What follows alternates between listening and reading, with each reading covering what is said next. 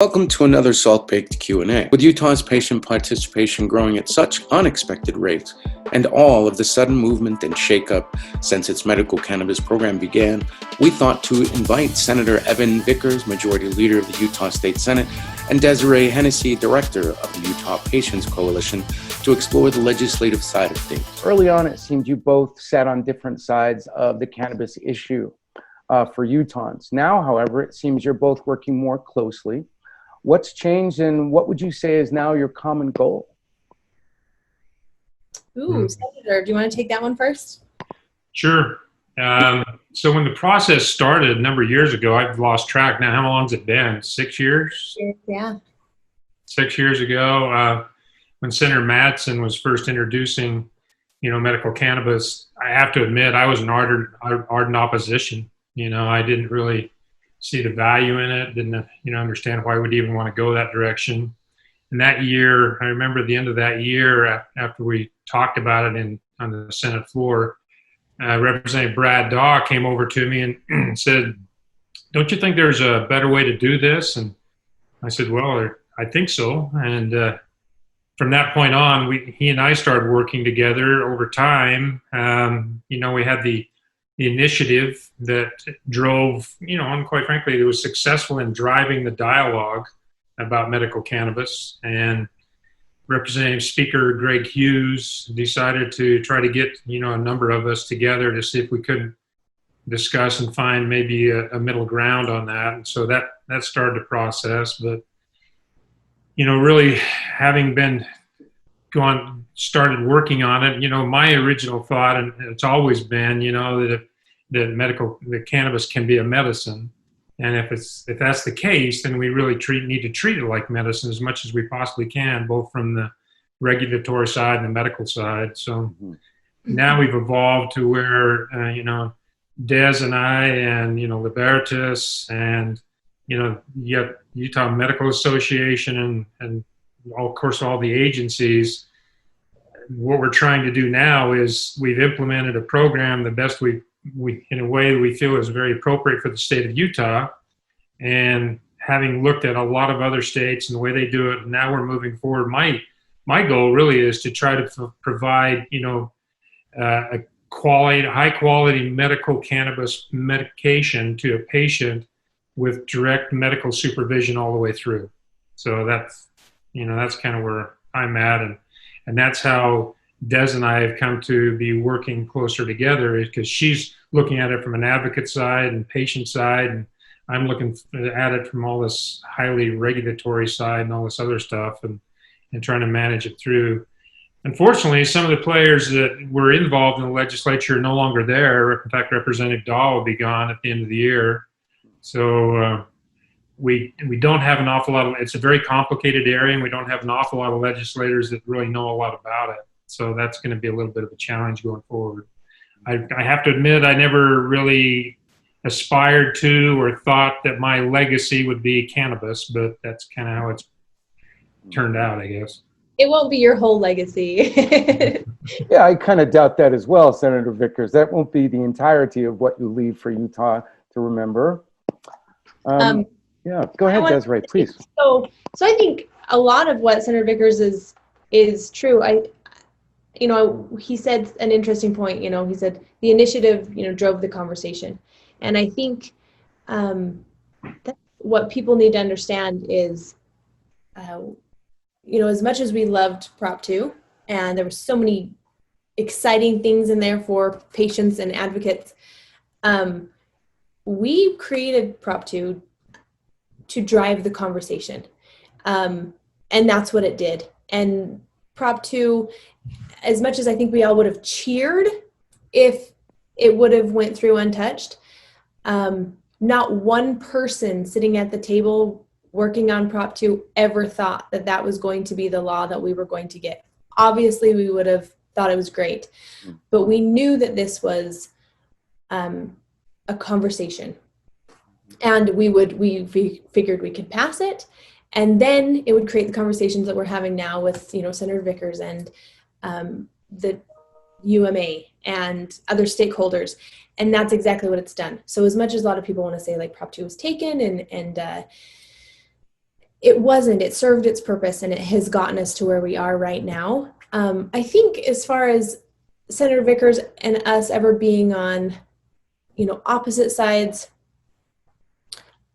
I don't, I look at it a little bit differently. I think we've talked about this before too, is it's different vantage points. After me seeing my son in extreme pain, it was so easy for me to say, okay, this worked. And then it's like, oh, cannabis for all, right? Like that worked, it relieved his suffering. And it's so easy for me to just be like, what are we talking about?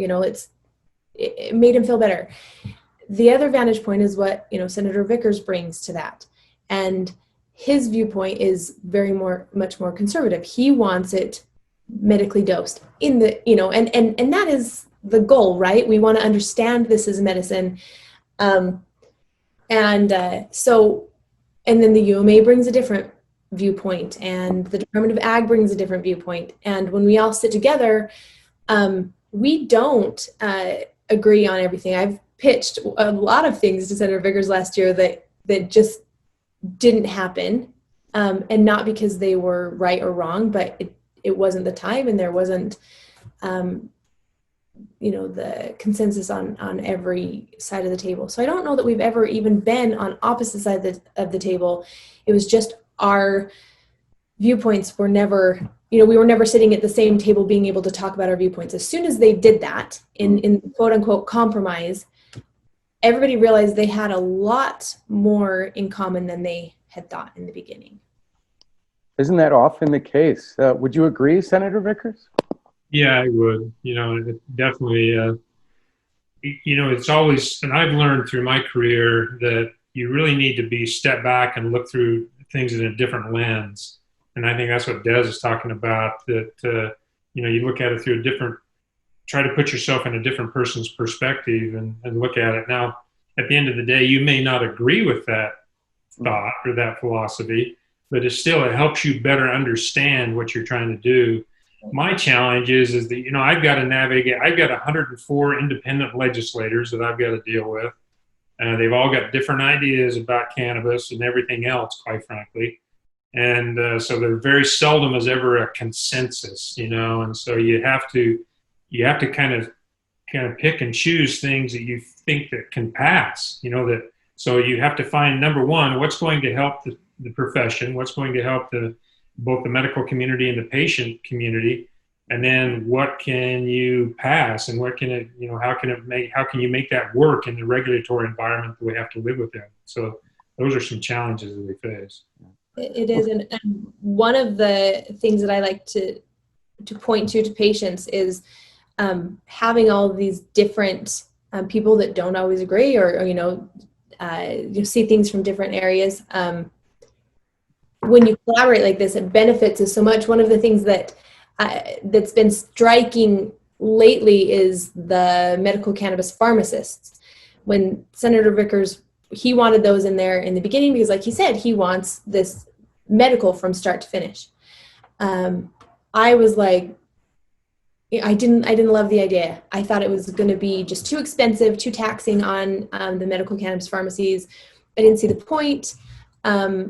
We tried to have them there less of the time.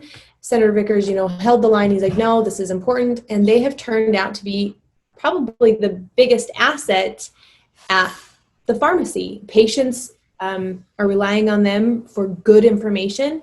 The medical cannabis pharmacies, as much as they'll still say they're expensive, are being able to take some of the sickest patients and say, go talk to the pharmacist can help you. And it's been amazing. And so even though we, see things from different sides and don't always, it's a benefit. It's been a huge benefit, especially in situations like medical cannabis pharmacies. That's not anything advocates would have ever wanted because, the cost, and we felt like it was another hurdle, and it turned out to be one of our greatest assets here in the Utah Medical Cannabis Plan. So it works. Yeah, and the same token, Des and Libertus and others have helped me understand the patient side of it more, the challenge that they face, and the fears. For me, I can't even think about being fearful of going to a doctor, or getting medication. but yet they've helped me understand that, yeah, there are some fears and concerns out there. And certainly, dealing with law enforcement, dealing with all the other questions that come along. And so, I think that it's one of those things.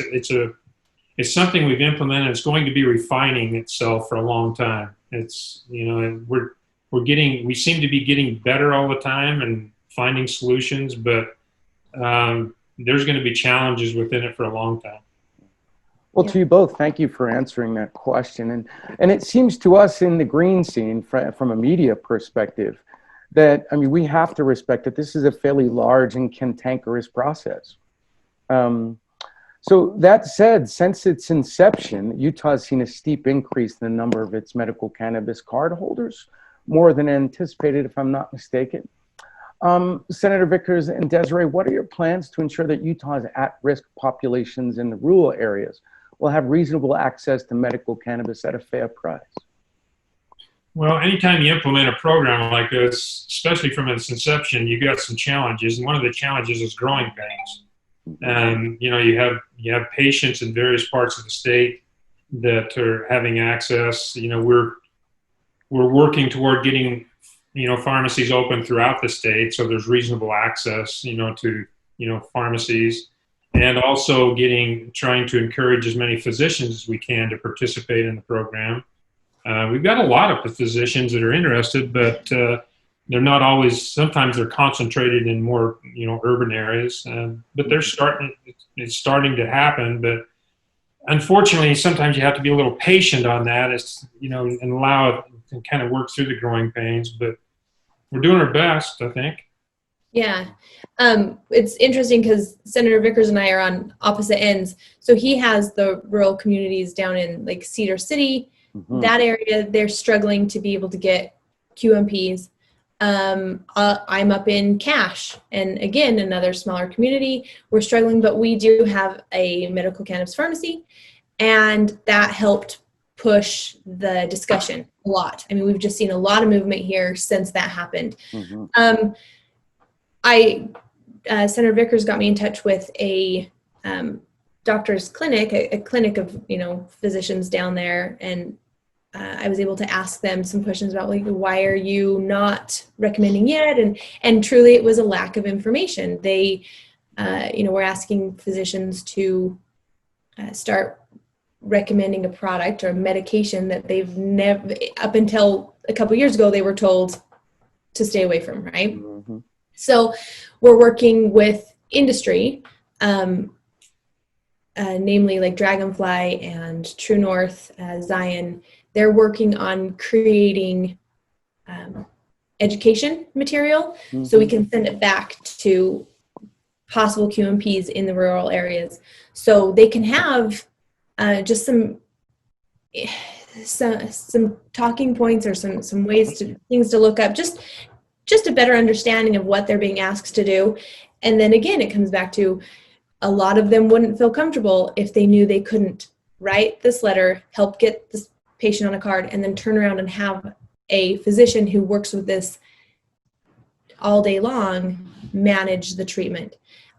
So that's, one of the things we're doing in the rural areas. We know that like Vernal, St. George, they are really struggling to get QMPs, and we're working. It is just, like Senator Vickers said, it's a slow process because we're growing. So physicians by nature are really conservative, and they're held to strict standards, and rightfully so. And so they're reluctant to drastically change their practice model. And so that's one of the challenges you have.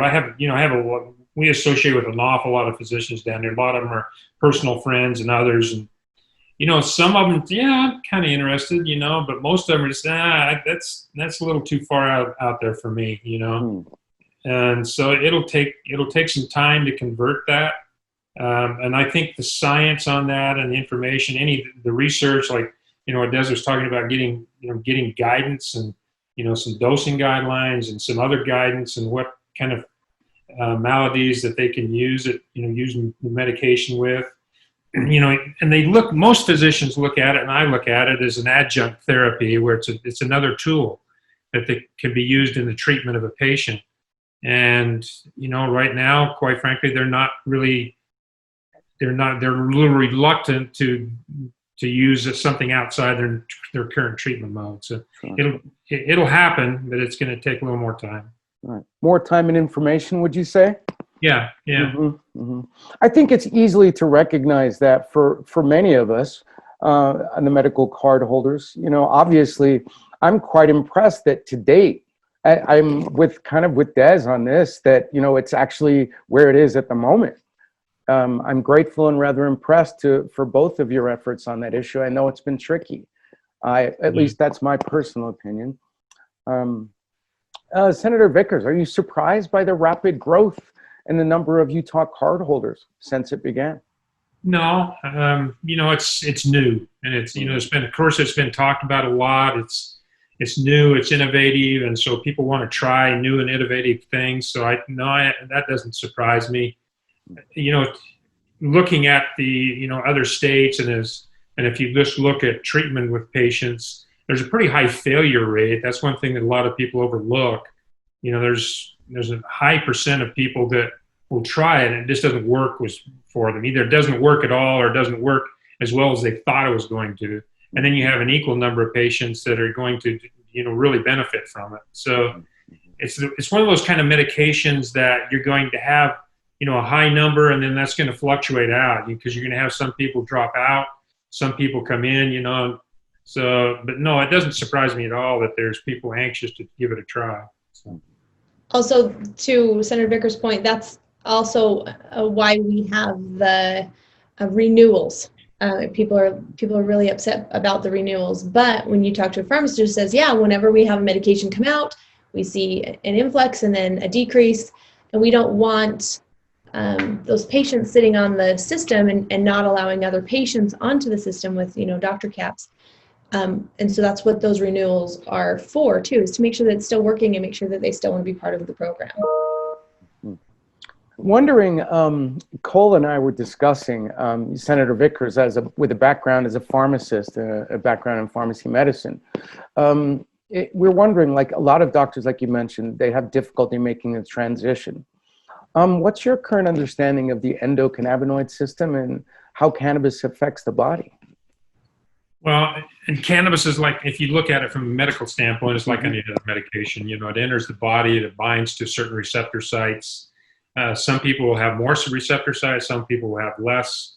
The ideal situation is if you can target a medication to go to a specific area. Let's say you want something to clear up your pain in your knee. You want to try to bind it to the receptor sites to go directly to the knee.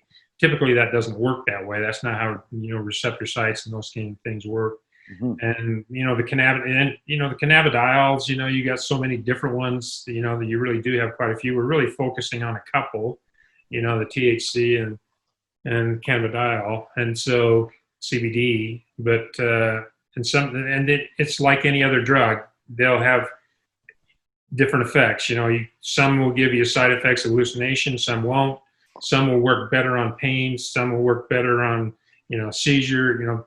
That's just kind of the nature of medicine. That's just kind of the way it is. And so you get those unique cannabinoids that you're working with. And I know there's a number of people now that are really pushing the research. And that's one thing that we've tried to want to do and more of, and we've tried to do in the state, is push the research side. And, as much as we can, we'd like to partner our research entities with, producers and growers, processors, pharmacies to try to find those unique, better ways to do it and get more information out to physicians. That information is powerful, and especially in something like this. So the more we can do about it and give both the positive things and the cautions to look for, then that's what we're really trying to do. So.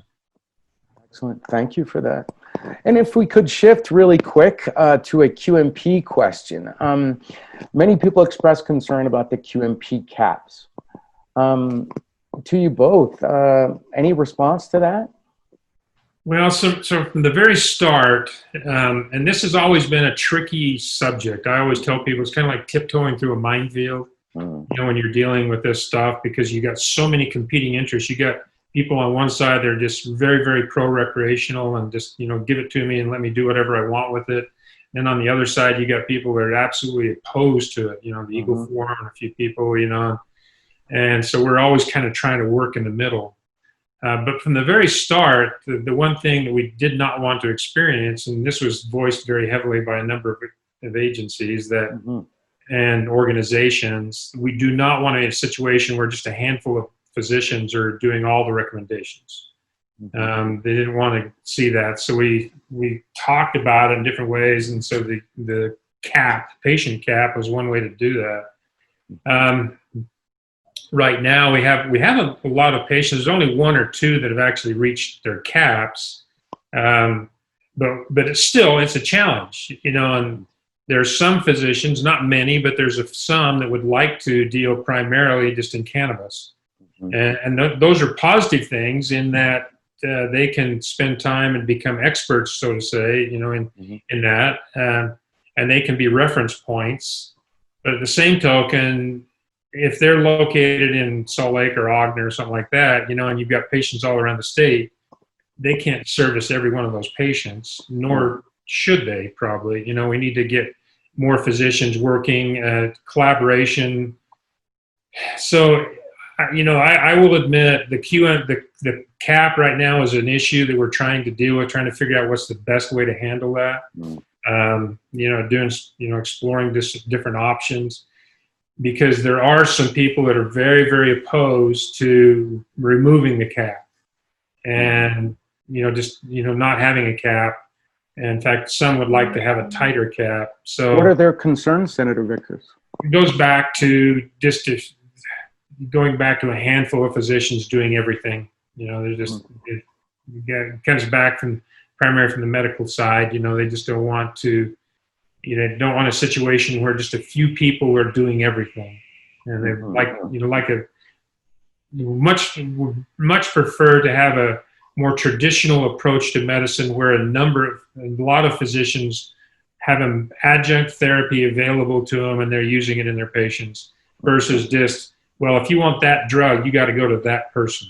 So, would you mind explaining what is meant by adjunct therapy? Adjunct just means it's another tool. Okay. Thank you for that. I appreciate that. Yeah. Excellent. Moving right along. Many in the green community, Senator Vickers, would like to know your thoughts on when it comes to recreational cannabis. Well, I'll just be blunt. I'm not a fan of recreational cannabis. Right. Understood. Me personally, I'm not going there. Now, that could change, in Utah. I don't know what'll happen. I suspect in the next few years, it'll probably be a dialogue about that. I don't know whether it be another initiative attempt or something in the legislature. I would doubt there would be something in the legislature that would, push that.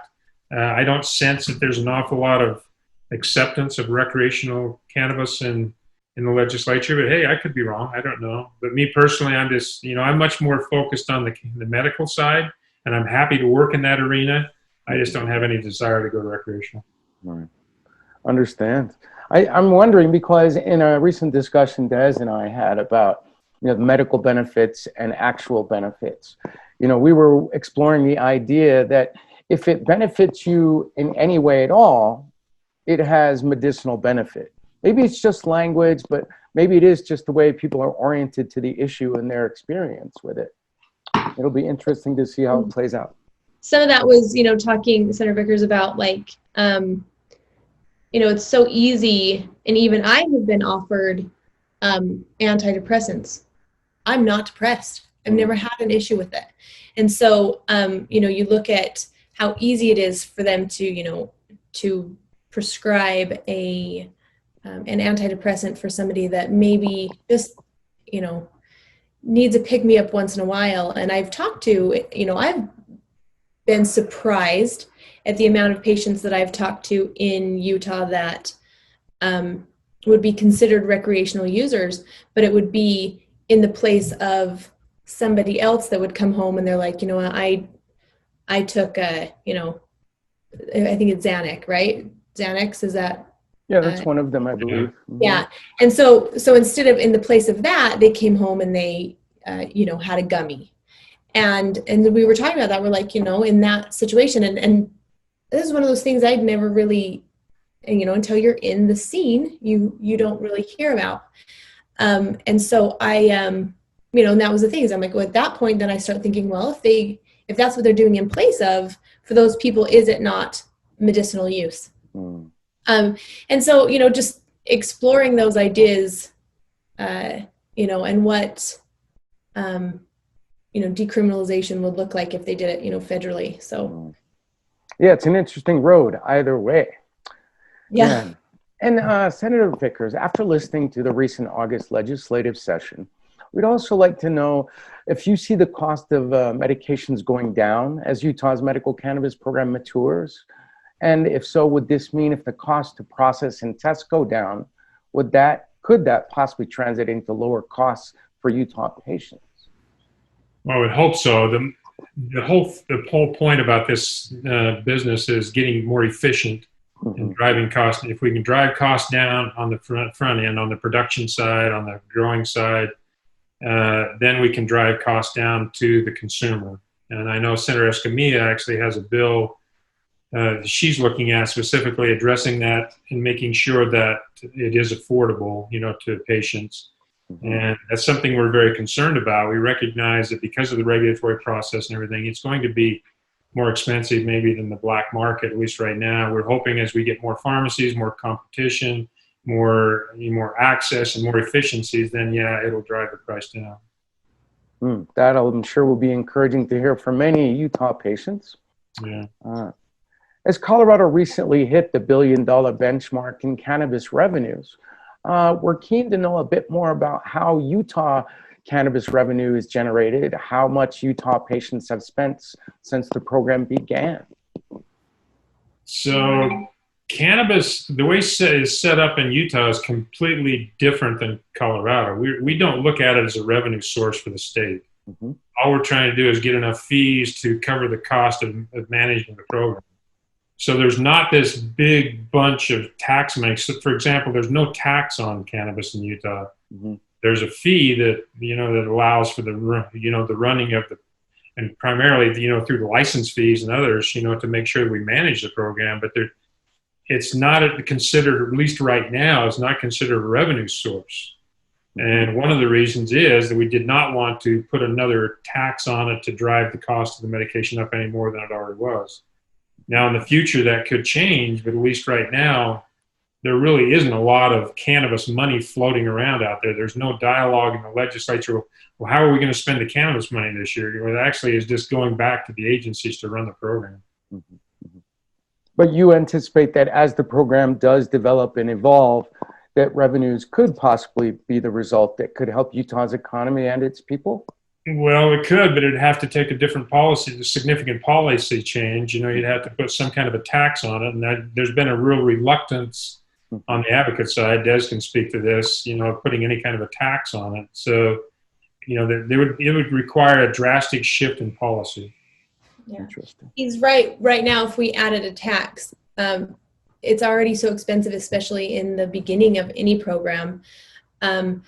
Also, we plan on this being revenue neutral. There was a lot of concern with if we are adding a tax on it, and then we didn't want to have like a big fiscal note. We wanted the plan to pay for itself. And so that right now the plan is just basically paying for itself. And we knew, again, like with taxes, that the cost, we need to keep it as low as possible for right now. So. Thank you both. That's excellent. I'm actually very glad to hear that explanation. Wow, that's excellent. So, okay, you've answered two questions. And Desiree, in the future, as head of the Utah Patient Coalition, where would you like to see those monies used in the future or differently? Or do you feel that the program paying for itself at the moment is where it should be? I think right now, I like to see the program paying for itself. We don't tax medicine in Utah. So let's kind of stick with that same theme with the medical cannabis. I would like to see if there is any revenue. I mean, we've talked with some of the medical cannabis pharmacies and processors. They feel deeply, like us, this this patient population that is unable to get medication, that just can't afford it, because of Utah's prices are high, but because cannabis is expensive. And so there has been talk amongst a lot of the, like I said, processors and grows and pharmacies, that if there is ever any excess in their own personal businesses or within the state, if there could be some kind of patient subsidy program, so the patients that can't afford it could get some. And that's probably a long ways away, but that is something that has been talked about. And I feel it's important to share because that's coming straight from, industry that's, wanting to push back and help patients first. And that's, I would agree with that philosophy in that cannabis, at least right now and in the foreseeable future, is not going to be covered by insurance. And then so if you have patients that have to pay cash for a medication, I think it would be nice if we had a resource that would allow to make it not only affordable, but make it available to people that just flat don't have the resources to buy it. Right. Understood. I mean, we've had patients move into their cars to be able to afford their medication. So they picked between a house and pain. And in those situations, I would love to be able to have this program benefit them and help them not have to choose. Yeah. Senator Vickers, Desiree Hennessy, Salt Lake City is so delightfully grateful for both of your time today. Is there anything else you'd like to add to speak to the green scene, or any issues you feel that you would like to speak to before we close? No, the only thing I would like to say is thank you. I appreciate people like Des that are so passionate about helping people, and she's helped me to be able to have a better perspective on things, and I think that I've helped her to see a different side, the more medical side. But we really have kind of found a pretty good cooperative group to work with. I hope we can continue to do that so that we can talk reasonably about issues. And hey, we don't always agree on stuff, or maybe we just agree that this isn't the right time to do that. But if nothing else, we want to keep moving forward. Right. No, we have definitely a good team working on this. So that's so exciting. I mean, it's such an amazing thing. I mean, almost an overnight. I know it's been a struggle for many people involved, and we can't help but be grateful to both of your efforts for opening the dialogue and moving the program forward on behalf of Utah's patient community. So again, thank you for being with Salt Lake City today to you both, and have a lovely day. Yeah, you too. Thanks. All right.